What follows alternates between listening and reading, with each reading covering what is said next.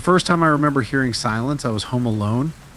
It was the kind of silence that didn't bring solace, but instead wrapped one in something cold and eerie as though a hand had wrapped itself around your throat. My name is Niam, and I have been protective of my own space forever. I would make my favorite memories by getting lost in books and laying all alone with empty walls surrounded by a deafening silence. The quiet was different that day, though. It was the silent type of silence that made you jump at every creak of the house, its shadows stretching just a little. I did my best to dismiss it as imagination. This is my home. After all, nothing had ever so much as whispered suspiciously in here before. Except as I lay there in the living room by myself, something did not feel right. There was nothing in the house but creaking wood floors to make you feel on edge. Not like this. The house seemed to hold its breath and wait for them. Manifestation ghost stories, I shivered, wrapping the blanket around me in an attempt to erase the discomfort that had taken root in my stomach. The more I wanted to push it down, the stronger it seemed to flare up. The silence was a presence that hovered over me, smothering me. All the while, I could somewhat hear my heartbeat ... beat thumping away slow and loud in its cage. And then, right as I came close to my limit and snapped from the strain ... IT paled in comparison to something else, I heard a barely noticeable shuffling up above me. My heart dropped into my stomach, and for a second I was frozen. It was virtually invisible at first. I nearly told myself I had imagined it. But then it returned, slightly more pronounced this time, a slight scraping sound on the floor in an almost stealthy motion. I listened closely, trying to determine the source of the sound. It gave the impression it was in my room. My heart skipped a beat. My folks were out for the night, and my little brother was somewhere at a friend's house. There should have been no one else in the house. I got to my feet slowly, every fiber of me screaming that I should do not explore. Yet I felt an urge to get up and follow where the sound was coming from. I cautiously made my way down the stairs. I resumed walking and heard the shuffling, softening as I reached the top of the stairwell. Stepping up to my bedroom doorway, I paused with an open palm resting on its handle. The sound had stopped. I listened to the silence for what felt like a very long time. After that, I took a deep breath and turned the knob before pushing open the door. The room was empty. The bed was made, the curtains were drawn, and on my desk were piles of books and papers in the same positions as when I left. We saw no indication of anything unusual. Yet the sense of disquiet did not lift. If anything, it got even harder. Walking in and glancing around, having half expected something to leap out, but nothing happened. The room was still very silent. I shook my head, telling myself not to succumb to fear. I remember thinking that it was just the wind, even though there wasn't a breeze. Perhaps a draft moved something? And that was the sound I heard. I knew that was only the skin I showed everyone deep down. The house was too silent. So quiet. And as I went to walk out, the mirror on my dresser caught it, just a slight reflection. A shadow in the room, weaving out just behind me. I whirled, breath caught in my throat, to push panic back down where it came from as I eyed the room. But there was nothing there. If it existed, then the shadow was vanished. I struggled to process what I had just witnessed. It happened so abruptly for such a short time frame that even I questioned if my eyes had been playing tricks on me. But it was a genuine fear that had clasped my chest into a vice. I had to get out of that room the next second. I rushed down the stairs, almost feeling my heart in my throat. In the living room, I took my phone and tried to call my parents, but there was no connection. Panic started to set in. I tried to convince myself that it was a fluke, that the high wind from the storm earlier in the day knocked out my landline. Oh, but my dread was telling me otherwise. I needed to leave the freaking house. I had to leave, get the hell out of here. Reaching for the front door, I heard it again, the barely audible rustling now emanating from my attic. My blood ran cold. I rarely ventured into the attic a murky old space filled with lost things and memories of yesteryear. Despite knowing better, I headed upstairs to the attic as if being pulled there and stopped at a chest. The attic door groaned as I pushed it open. A slow creak, the hinges unmistakably moist. The room within was full of floating dust and lit dimly by a tiny glass barred window set high into one wall. The floorboards groaned and creaked beneath my weight as I took a seat inside. There were old boxes and furniture that had dust on them, except for a cubicle in the corner that was out of place, an old wooden crate with its lid slightly open. My heart raced as I made my way to the box. They contained old, sun-bleached photographs. I began to realize this as I sifted through them. They were just photos of me hailing from all points of my life. Photos of me in the backyard as a toddler, at the kitchen table, and even sleeping on my bed. However, they were all angled strangely like someone from the house above had been picturing me. I took up the photographs and felt my hands tremble. And for a moment, I almost wept. The truth was someone who had been watching me for years, and I never realized. But who? And why? The pictures loomed over me. I could feel the presence of something standing behind my back, a dark, intense coldness as it sucked all light and air from this room. Slowly I turned, and as I did, there was a thing that seemed to be merely a shadow in the far corner of the attic. It was faceless, featureless, only a dark mass devoid of anything viable that seemed to beat with malicious intent. I wanted to scream and run away, but I could not move because of the fear. It began to move closer. Its presence now loomed over me. It feels and it feeds. And its very malice hungers in me. As though this thing was watching me, biding its time. And finally it was out to get me. Something in me just snapped. I needed to resist this thing. Take me. Falling back a step, my hand brushed against something cold and metallic, the silver charm that had slipped out of the box. I picked it up and held the hunk out in front of myself like a shield. The figure staggered back, its shape shivering as if it were the flame of a candle. The pendant possessed some influence over it, but I wasn't sure how. Reaching forward with it, I stepped over one pace. "You're not welcome here," I yelled, my voice quavering but firm. "Leave me alone." The figure hissed. It put a chill along my skin, but it did not advance, but instead it started flashing back, its shape disappearing in the dark. I watched it fade into the darkness, and slowly I could breathe again. I didn't waste any time. I grabbed the pendant as I ran out of the attic, closing and locking that door behind me. I was just completely floored, and my mind raced to keep pace. What was that thing? Why had it been watching me? And why did the pendant drive it off? I had no words of advice, but one thing was sure: I could not stay in that house. I had to get out. I needed a safe place. But when I got to the bottom of those stairs, it was not over yet. It had faded, but it was still there. I could still sense its feeling somewhere there, hidden, waiting for another possibility. Except I wasn't going to let it do that. I had the locket, and I was going in. My heart thumping in my throat, I stormed into the lounge room. Tension was growing, and the silence became unbearable. It was just watching, waiting for an opportunity to strike. But I didn't. But I just stood there, in the center of my room, with a pendant hanging up high. "You aren't welcome here," I repeated, voice holding. "My home, and you will never be my superior again." The air crackled, the darkness more solid and dangerous, but I didn't waver. I stared into the dark, allowing my hand to light up around the small piece. Then the darkness began to fade away, brighter skies emerging. The figure hissed once more, but this time it was a sound of surrender. I felt it being sucked back, retreated into some black hole from which the beast had come. The room fell still and quiet again, and the tension eased. I have no idea how much time passed before a figure walked back in again for me to be standing there with the necklace in my hand. But it didn't.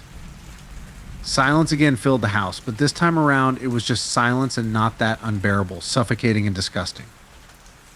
I had one, the figure I had driven away pushed from my house. As I took in the space, my eyes met that same void and understood it had never really left.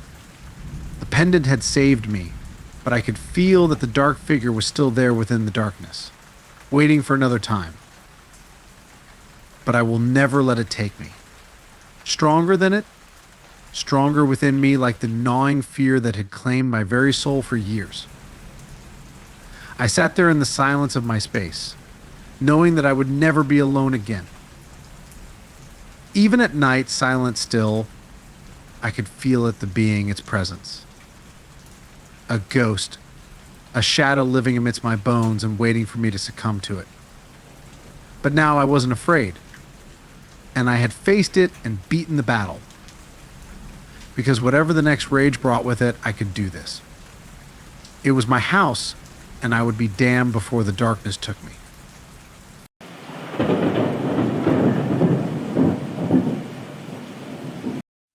The first time I was left alone in the house, I was both thrilled and terrified.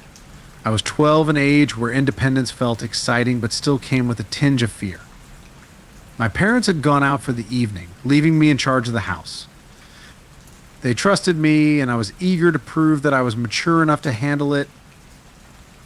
My name is Amara, and I had always been a curious child with a vivid imagination that sometimes got the better of me. But tonight I was determined to be brave. The house we lived in was old, large, and filled with countless nooks and crannies that seemed to whisper secrets from the past. It had character, as my parents would say, but to me it was just plain creepy. The wooden floors creaked under the slightest pressure. The walls seemed to groan in protest whenever the wind blew. And the shadows cast by the dim lights seemed to stretch and morph into unsettling shapes. Still, I loved the house in my own way. It was home, and I felt a certain comfort in its familiar creaks and groans. As the sun began to set, I tried to busy myself with books and television, anything to keep my mind occupied. But the silence was oppressive, wrapping around me like a thick blanket, suffocating in its intensity. Every sound the house made seemed amplified, every shadow more sinister. I turned up the volume on the TV, hoping it would drown out the eerie quiet, but it did little to quell the unease growing in the pit of my stomach. I decided to make myself some popcorn, hoping the activity would distract me. As I stood in the kitchen, waiting for the microwave to finish, I couldn't shake the feeling that I was being watched. It was ridiculous. I knew, but I couldn't help it. My imagination was running wild, and I had to keep reminding myself that I was alone, that there was nothing to be afraid of. But then the phone rang. The sound of the phone echoed through the empty house, startling me. My heart skipped a beat as I glanced at the clock. It was 9 p.m. too late for a casual call. I hesitated for a moment before picking up the receiver. "Hello," I said, trying to keep my voice steady. There was a pause on the other end, just long enough to make my skin prickle with unease. Then a voice crackled through the line, distorted and strange. "Do you know what happened in that house?" the voice asked. I froze, the question hanging in the air like a heavy cloud. "Who is this?" I demanded, trying to sound brave, but my voice wavered. The line went dead. I stood there, gripping the phone, my heart pounding in my chest. What had that been about? Was it some kind of prank? But the voice had sounded so wrong. Distorted, like it had come from an old, malfunctioning tape recorder. I put the phone down, trying to shake off the lingering fear. It was just a prank, I told myself. Someone trying to scare me because they knew I was home alone. But no one knew I was alone, except my parents.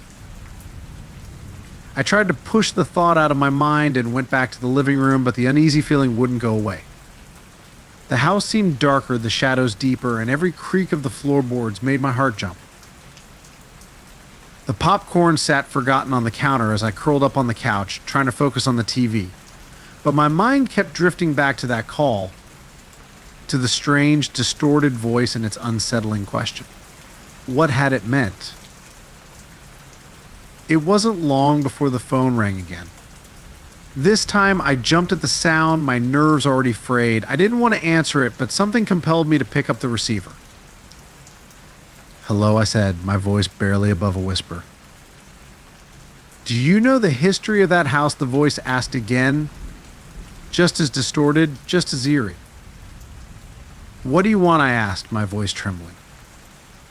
"The house has secrets," Amara, the voice continued, ignoring my question. "It has seen things, dark things, and so have you."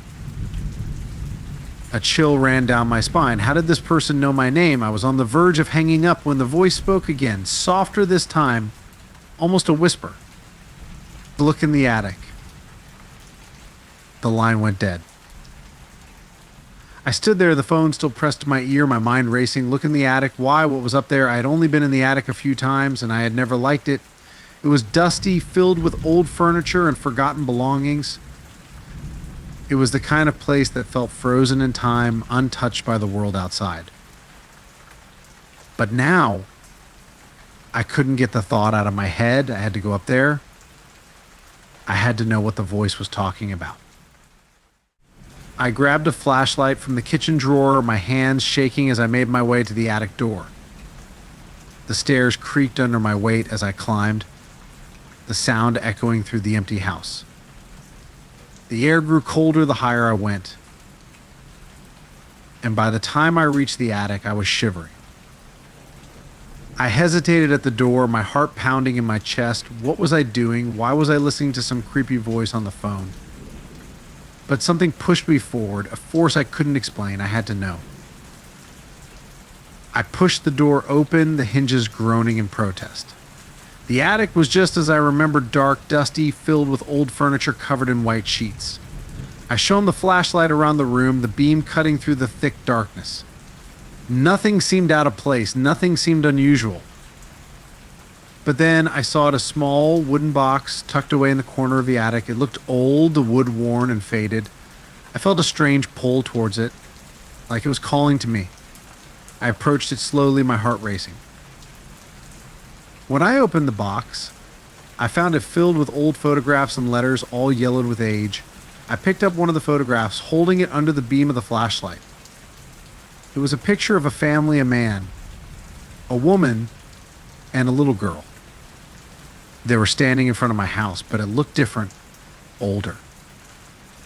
I felt a chill run down my spine as I realized that the little girl in the photograph looked just like me. I rifled through the box, pulling out more photographs, more letters. They all told the same story, a family that had lived in this house many years ago, a family that had disappeared under mysterious circumstances. The letters were filled with strange references to the presence in the house, something that had haunted them, something that had driven them mad. And then I found the last photograph, a picture of the little girl standing in the attic just where I was standing now. But her face was twisted in fear, her eyes wide with terror. And behind her, barely visible in the shadows, was a dark figure looming over her. I dropped the photograph, my heart pounding in my chest. The room felt colder, the shadows darker, and I knew that I wasn't alone. The air was thick with a presence, something dark and malevolent, just like the letters had described. I backed away, the flashlight shaking in my hand. I had to get out of there, but as I turned to leave, the attic door slammed shut, trapping me inside. I was plunged into darkness, the only light coming from the weak beam of my flashlight. And then I heard a low, guttural whisper echoing through the attic. It was the same voice from the phone, but now it was all around me, surrounding me. "You can't leave," Amara, the voice hissed. "You belong to the house now, just like they did."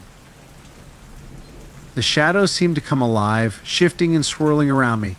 I could feel them closing in, the air growing colder, thicker. My breath came in short, panic gasps as I stumbled backwards, desperate to escape. But there was nowhere to go. The attic was a maze of old furniture and forgotten memories, and I was trapped in the middle of it, with the darkness closing in on all sides. I was on the verge of giving up, of letting the darkness take me, when I remembered the photograph of the little girl standing in the same spot, with the figure looming behind her. I realized that this had all happened before, that the house had taken others before me, and now it wanted me. But I wasn't going to let it win. I wasn't going to let it take me like it had taken them. I shone the flashlight around the room, trying to find something, anything that could help me, and then I saw a small silver locket lying on the floor near the box. It must have fallen out when I opened it. I picked it up, my hand shaking. The locket was old, the silver tarnished, but there was something about it that felt powerful. I opened it, revealing a small photograph inside a picture of the little girl, smiling, her eyes bright and happy. It was the same girl from the other photographs, the one who looked just like me. I clutched the locket to my chest, feeling a strange warmth spread through me. The shadows around me seemed to hesitate, as if they were afraid of it. I didn't know why, but I knew that the locket was the key to surviving this. "You don't belong here," I whispered, my voice trembling but strong. "This is my home now, not yours." The shadows recoiled, the voice hissing in anger. But I didn't back down.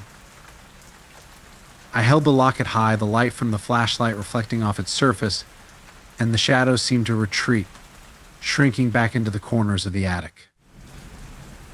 "Leave me alone," I shouted, my voice echoing through the room. "You can't have me." The air seemed to vibrate with energy, the shadows swirling in a frenzy. But then, slowly, they began to dissipate, fading away into the darkness. The presence that had filled the room, that had suffocated me with its malevolence, was gone. I stood there, alone in the attic, the locket still clutched in my hand. The silence was deafening, but it was a different kind of silence now, one that was peaceful, not oppressive. The darkness had receded, and I felt a strange sense of calm wash over me. I didn't know what had just happened or why the locket had saved me, but I knew one thing for sure: I had survived. I had faced the darkness, and I had won. The next morning, I told my parents everything, but they didn't believe me. They said it was just my imagination, that the old house had played tricks on my mind. But I knew the truth. I knew that the house had secrets, dark secrets that it would never reveal to the world. But those secrets didn't scare me anymore. I had faced them, and I had come out the other side stronger. The house was mine now, and I knew that I would never be alone in it again. Because even in the silence, I could feel it, the presence, the darkness still lurking in the shadows. But now I wasn't afraid. I knew that as long as I had the locket, I could keep it at bay. And I would never let it take me.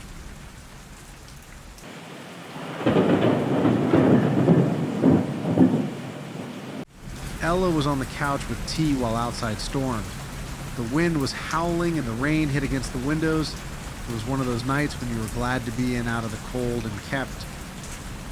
Ella had always taken solace in storms from the gentle patter of rain, to light-hearted frolics ambling down indents and grooves on her windowsill with weightless exhilaration, or raised moist breathlessness momentarily wrapping around a modest night like foggy white curtains wind softer than cotton handkerchiefs, piercing chill lungs refreshed.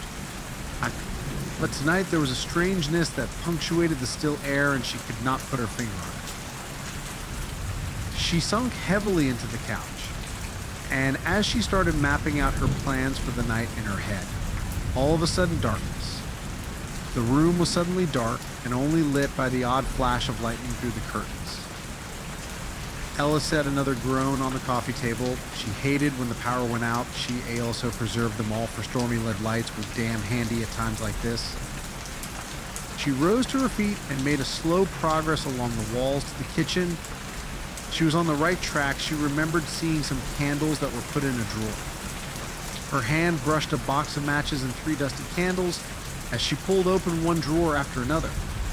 She lit one of the candles with a match, warm light casting long shadows over all she had accomplished in her short lifetime. Something felt different as Ella walked through the house, lighting candles in the living room and hallway. The house felt empty, sure, but not as if she was the only one inside.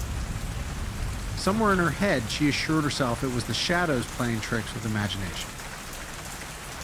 But then, as she emerged back into the living room, Ella saw the first bad sign. That same sofa on which she had been lying did not have a blanket. It covered an armchair some distance from the couch. Her heart froze. Maybe I accidentally threw it away. However, she knew that she did not. Ella's head almost began to ache from the search for an explanation. Maybe it fell, and I tossed it there. But the chair was too far from the couch. Ella couldn't throw out the blanket without remembering. A chill ran down her back for the second time. And then she found the second sign. Ella's legs went limp. She almost dropped the candle when she saw the photograph of herself together with her sister, which stood on the mantelpiece, lay on the carpet face down. Ella did not touch him. She knew she did not. Her breath quickened, and panic returned. She should run. But where? It's a dinner a week outside the storm, which she still doesn't know if he stayed in the dinner or if he left ever. Trying to keep calm, Ella stepped into the bedroom, her candle flame flickering again with her shaking. The door was open, albeit to a small extent, and Ella pushed her arm with trembling fingers. Everything was dark except for the dim candlelight. And everything was in place. She was about to leave when, upon second glance, her heart sank. The closet door was open. She is always airtight closing the closet door.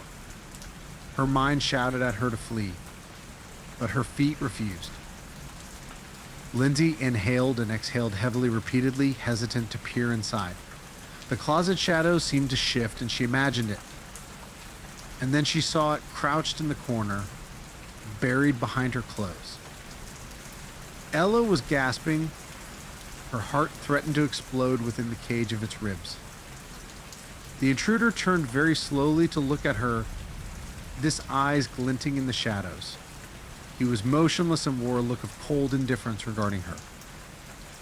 She couldn't say for how long they were lazily time dancing here like this, but it had to be ages. The man had suddenly lunged toward her, and Ella's instincts came into play. She fled from the space, pounding the door barrier after her. Her feet hit the hallway and she sprinted. She had to continue another way out of here, and help must be nearby. But the distance to get outside and onto her front door was too much for her two legs. Seeing her phone on the kitchen counter, she lunged for it, but he got to her first. Taking her from behind, he held her arms like necrotic branches. Ella fought back, tried to escape, but he was too strong. The candle fell to the floor in this fight, and the chamber became dark again. Ella fought back with all she could muster, her terror giving power she had no idea was inside of her. She elbowed him in the stomach enough to make some gapping, which gave her freedom. She picked up her phone and started for the door, walking out without a glance back. She took off, the man on her heels as she fumbled with the lock. As soon as she had the door open, he'd grabbed her by the wrist and dragged her back into close quarters. Ella screamed. It was her last effort to be heard by anybody. Kicking the door shut behind her, desperate move his full chest block. That slight eruption was enough to send him reeling for a moment, and that second she needed provided her just the briefest window of opportunity as he buckled. Then she ran right into the rain, and 2 seconds later she was soaked. Chubby ran, and she did not stop running until her feet landed themselves on the neighbor's door, pounding at it with everything that was left in her. Hearing footsteps behind him in the hall, Doug turned to see his neighbor Mr. Grayson, as he opened it wide-eyed with astonishment. Between sobs, Gail exhaled a few words. Ella, what went wrong? Why so fast? He wasted no time in phoning the police, who turned up within minutes. They came and searched her house, but the man was already gone. Only his trace remained, like moved objects which she found scattered around when they let her back in after calling someone probably standing here on this empty street with all these suited men marching in. Was he still close or could come back? The police assured they would watch, but Ella understood that she could not remain in this house. Her refuge now felt like a home-turned prison. And that night she packed her bag and walked out, claiming not to return. She drove away, the storm outside finally lifting a little, but one inside her still raged. She knew she would never erase the fear from that night of being trapped with someone who wanted to harm her. She never again felt all the way safe in the dark, and she knew it.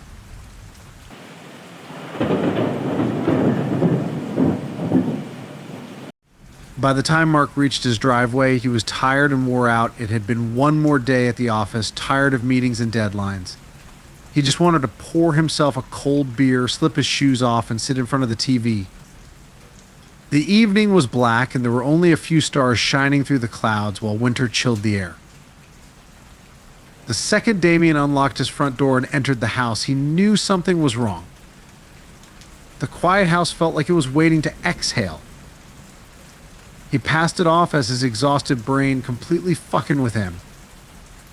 He walked in and threw his keys on the kitchen counter as he moved past, not even really noticing that he did it, just let them slip from fingers fatigued with weariness to rest by a Corolla of paper receipts stained black in their centers. However, on entering the living room, he stood still. Scrawled in a dark, reddish substance on the wall, above it was line after line of words, "I see you." Mark's heart skipped a beat. He stared at the message to process what it meant. That had the appearance of blood, but that could not be, was it? It could have been a stupid prank. But who the hell would do something like that to another human? There wasn't anyone else who had a key to his house, and it also happened that he lived alone.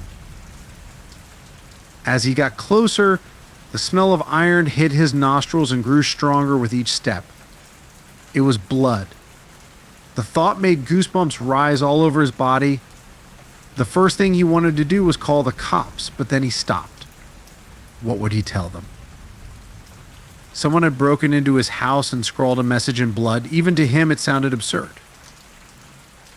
Mark kept his cool, thinking he was going to clean it up. First of all, he rummaged through the cabinet under the sink for some cleaning supplies and scrubbed at the wall until there were no more words. However, every scrub left him feeling more dirty and like something was extremely amiss. He checked the windows, doors, everything was bolted shut. However, police have found no sign of forced entry. He tried comforting himself with that thought, but it had to be a fucking joke or something, right? Neighborhood kids shenanigans passing through wormholes without John Lucas popping up on his radar. Still, the ever-present fear gnawed at him. He hated everything he tried to watch a movie, but in the old house with its strange peacefulness when it should have been swarming with his children and their friends on Thanksgiving Day, not even Johnny Depp could hold his interest on ordinary days. For hours, Mark wondered if he was going crazy before slowly settling back into a state of normalcy. Perhaps what happened was just an unusual fluke. Then, at just the moment he was about to drift back into a light sleep, heard something softly hit upstairs. Heart in his throat. He muted the TV and listened.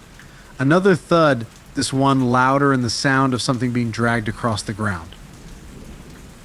Mark took a flashlight from the coffee table and slowly climbed the stairs, half stumbling, his footfalls weighty on creaking carpet. He made it, stopping at the summit and straining to listen. What noise was coming from the bedroom? He pushed the door with caution and turned on a flashlight, pointing it around his room as he entered. Nothing. It was all just the way he left it.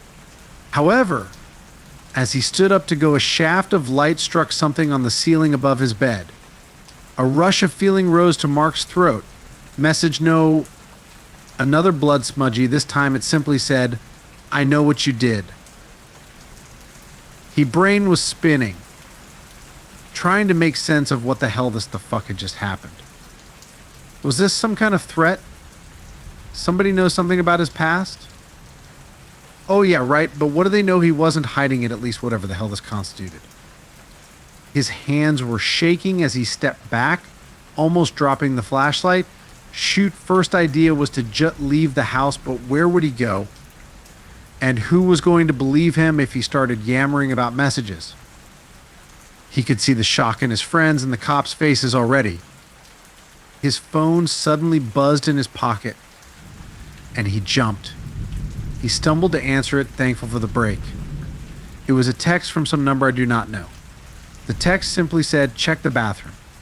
Mark's blood ran cold. He did not wish to, but he knew that duty called him forth. His legs were heavy as he walked down the hall to find a bathroom. The door was almost closed till he pushed it with trembling hands. This is a grotesque picture of blood-written character in the bathroom mirror. Liar. Murderer. You can't hide. Mark backed away, bile reaching his throat. If he was pleased to have killed no one, then what could these rumors about him killing people possibly mean? The messages never stopped. They claimed he had committed all the horrific crimes against humanity and pulled secrets out of him that were so deeply buried, even he didn't realize were coming up to light. He withdrew from the bathroom, but just as he did so, a flickering appeared and all of the lights throughout his home and darkness replaced them. Mark's pulse quickened and the flashlight in his hand became almost a lifeline. The house was quiet, except for his heavy breathing. He was acting akin to a madman. Perhaps this was all some foul dream. The cold air pressing against his flesh, the sharp scent of blood, it was all too real. He needed to leave now. But when he went to start down, a silhouette loomed at the other end of the hall, bathed only in his flashlight. It was tall, a dark figure that almost melted into the black surroundings. The figure made a step towards him, and the fight or flight kicked in Mark.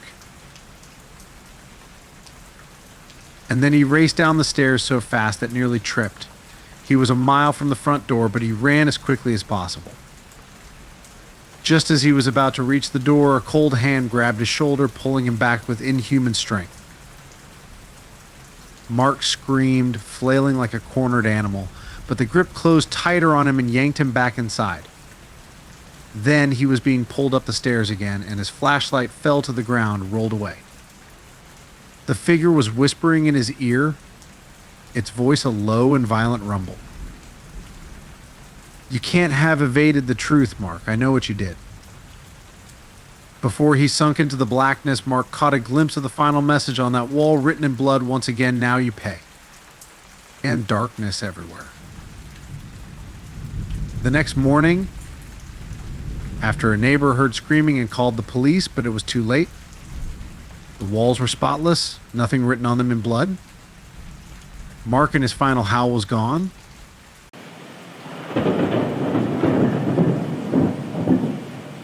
Sarah loved her new home.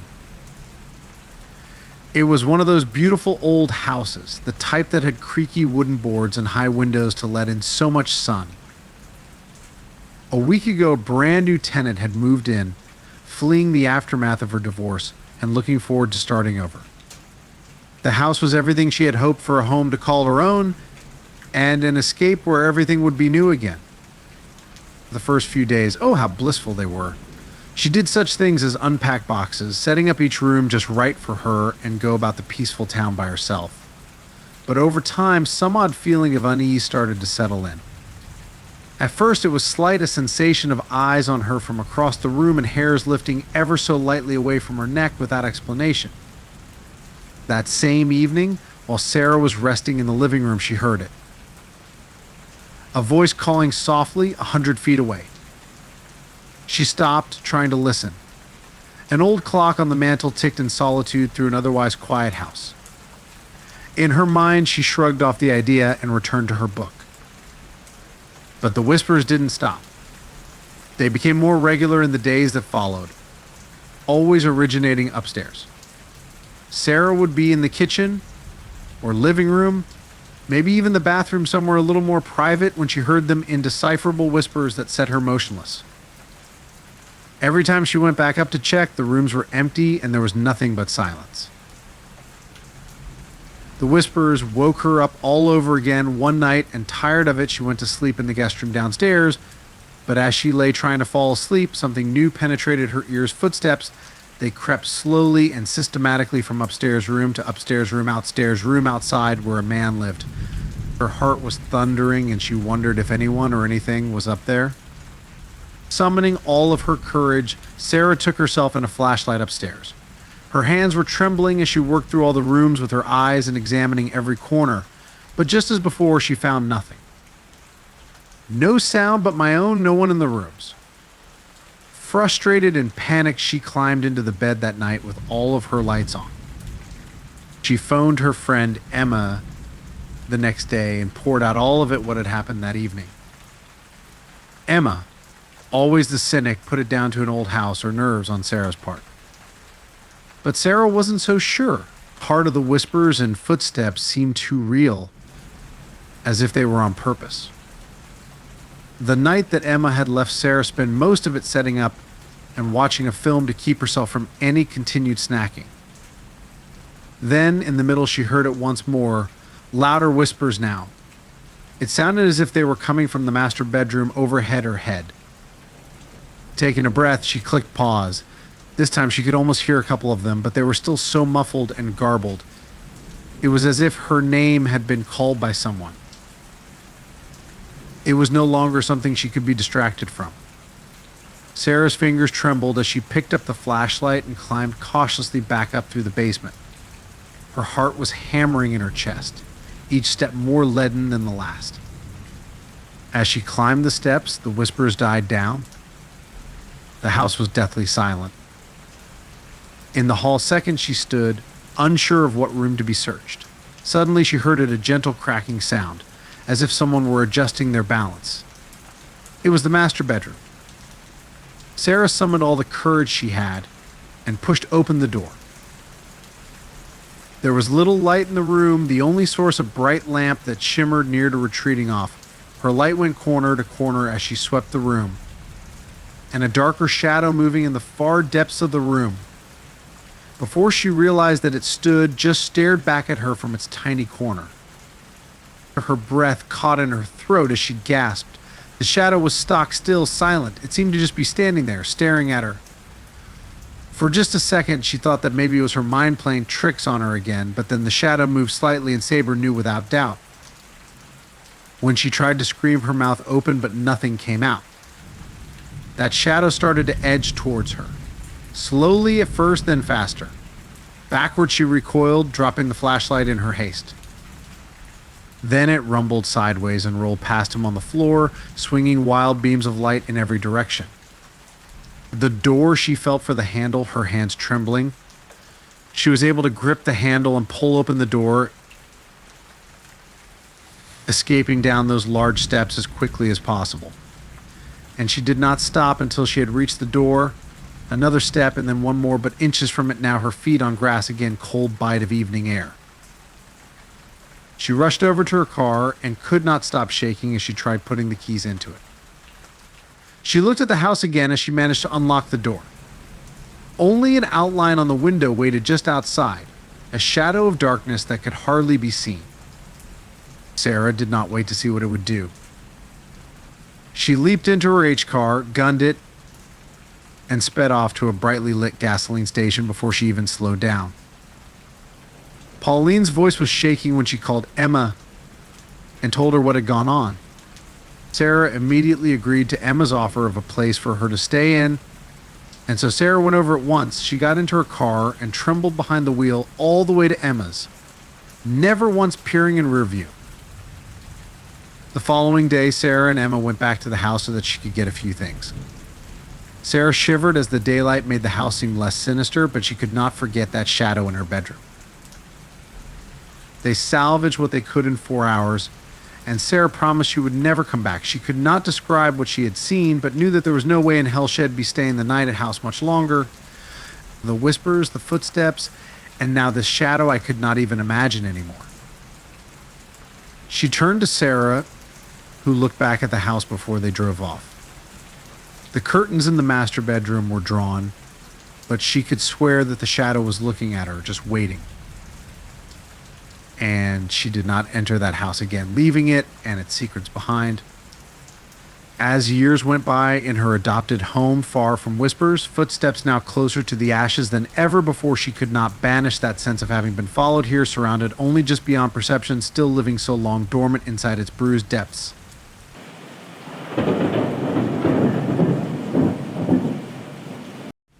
The old mansion on the edge of town had always been the subject of local legends and eerie tales. Its dilapidated exterior, with peeling paint and broken windows, stood as a haunting relic of the past. For years, the house had been whispered about in hushed tones, its reputation as a haunted place becoming a rite of passage for the town's thrill seekers. When Emily Carter proposed the dare, it was met with a mix of excitement and apprehension. The challenge was simple: spend a night in the mansion and prove that they weren't afraid of the town's most infamous ghost story. Emily, along with her friends Mark, Jess, and Liam, had always enjoyed pushing boundaries, and the thought of staying in the haunted mansion seemed like the perfect adventure. The four friends arrived at the mansion just as the sun began to set. Casting long shadows across the overgrown lawn, the air was thick with a sense of foreboding, and the house seemed to groan under the weight of its own history.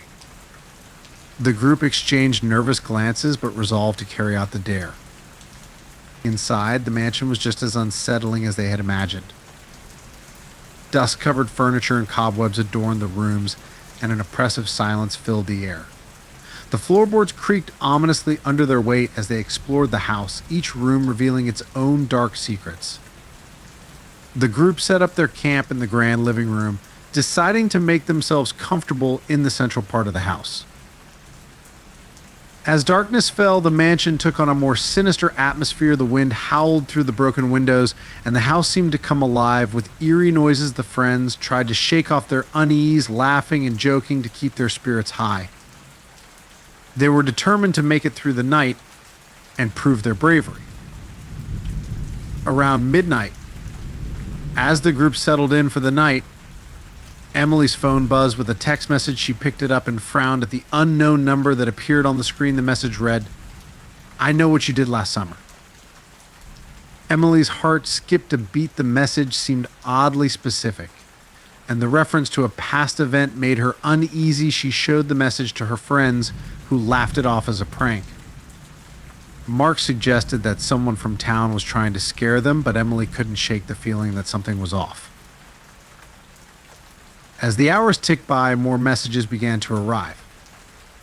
Each one was more unsettling than the last, revealing secrets and details about their past that no one outside the group should have known.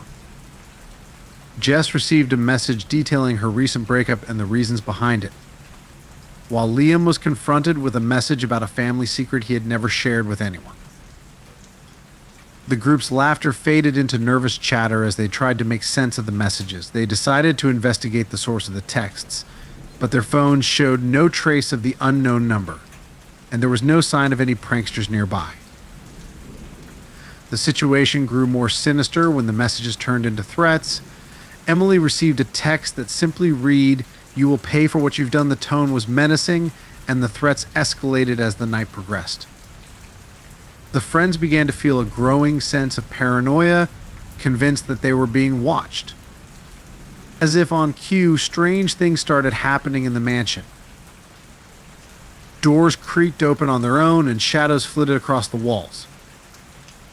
The temperature in the room dropped suddenly, and a cold draft swept through the house, causing the friends to shiver despite their layers of clothing.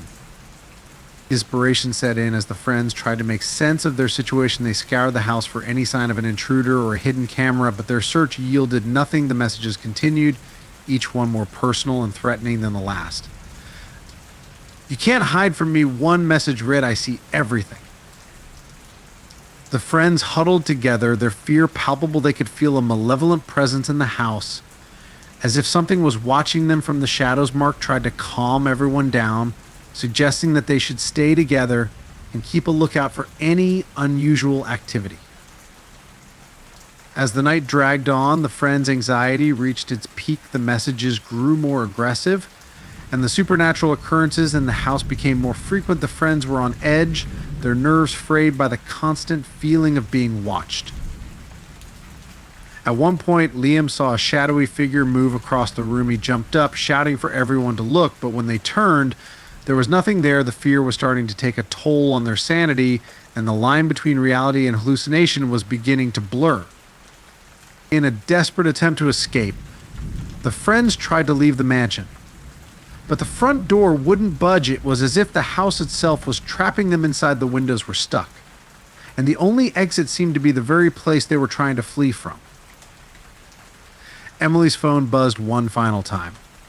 The message was chilling your past, will never let you go. The friends looked at each other, their faces pale with terror. They realized that whatever was tormenting them was not just a prank, it was something much more sinister and personal. In a final act of courage, the friends decided to confront the malevolent force head on. They gathered their belongings and, with shaking hands, made their way to the basement, where they hoped to find some answers. The basement was dark and musty, filled with old furniture and forgotten relics. As they descended the stairs, the air grew colder, and the whispers grew louder. The friends reached the basement and found an old, dusty journal lying on a wooden table. The journal was covered in strange symbols and writings that matched the ones they had seen carved into the trees.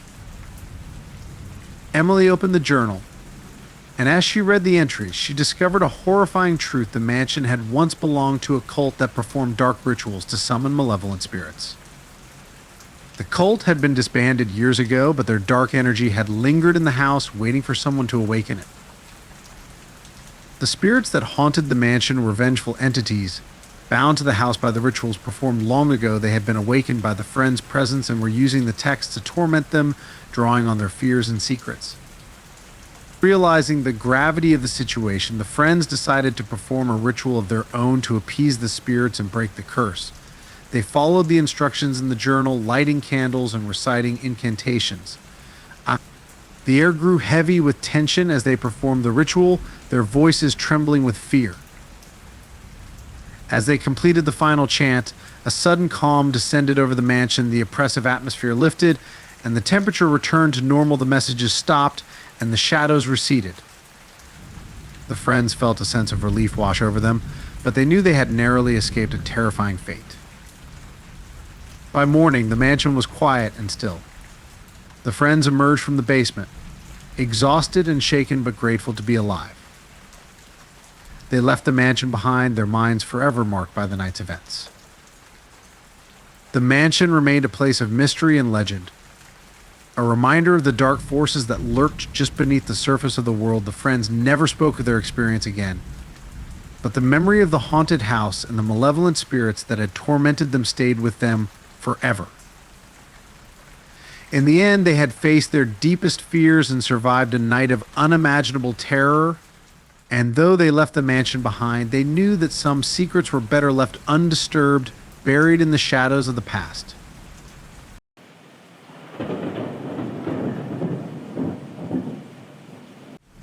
Margaret Wren was a woman of routine at 76. She lived alone in the Victorian house she had inherited from her grandparents. The house, with its ivy-clad walls and creaking floorboards, had been her home for over 50 years. It was filled with memories from her childhood to the present day, each corner a testament to her long and eventful life. Her days were usually peaceful. Mornings were spent tending to her small garden, and afternoons were dedicated to reading or knitting by the fireplace. Margaret enjoyed the solitude of her home, finding comfort in the familiarity of her surroundings. But everything changed one chilly November morning when she found an unmarked package on her doorstep. The package was plain, wrapped in brown paper with no return address inside. Margaret discovered an old family photo she hadn't seen in decades. It was a picture of her parents, taken at a family picnic in the 1960s. The photograph was well preserved, and she marveled at how young and happy her parents looked. She couldn't remember ever having a copy of this particular photo, but she assumed it must have been a mistake, perhaps sent by a well-meaning stranger who had misidentified her. Over the next few weeks, more packages arrived. Each one contained items related to her past: a vintage locket that had belonged to her grandmother, an old letter from her husband, and even a childhood toy she remembered playing with. Each package was accompanied by a simple note, often cryptic and unsigned. Remember this one note, read never forget. Margaret was unnerved but curious. She had lived alone for many years and had no family nearby. She knew that no one in her circle would have sent these items. She began to wonder if someone was trying to reconnect with her, or perhaps someone had mistaken her for someone else. The items were personal and meaningful, stirring up old memories she had long since put to rest. Despite her unease, Margaret tried to remain calm. She decided to investigate further. She started by contacting local authorities, but they could find no leads or explanations. The packages had been sent from various locations, making it difficult to trace the sender. The investigation turned up nothing concrete, and the police suggested she take precautions, but assured her that there was no immediate danger. As December approached, the packages continued. Each one brought more unsettling items: a handwritten journal entry describing a day in her life decades ago, a lock of hair tied with a ribbon, and even a small piece of furniture from her childhood home. The notes became more ominous, expressing a deep and disturbing familiarity with her life. One evening, while preparing dinner, Margaret received another package. This one was heavier than the others and had a more formal wrapping. With trembling hands, she opened it to find a brass key and a note that read, "Unlock the past, reveal the truth." The key was old and ornate, with intricate designs that matched nothing she had seen before.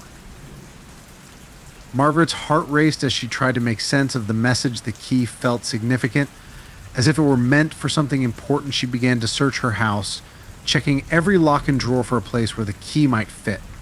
Her search was fruitless, and the key remained a mystery. One cold winter night, as Margaret lay in bed, she heard a faint noise coming from the attic. The sound was like footsteps, soft and deliberate. Her heart pounded as she tried to convince herself it was just the house settling. The old Victorian was known for its creaks and groans, but the noise persisted. Gathering her courage, she decided to investigate. With the brass key in her pocket, Margaret climbed the stairs to the attic.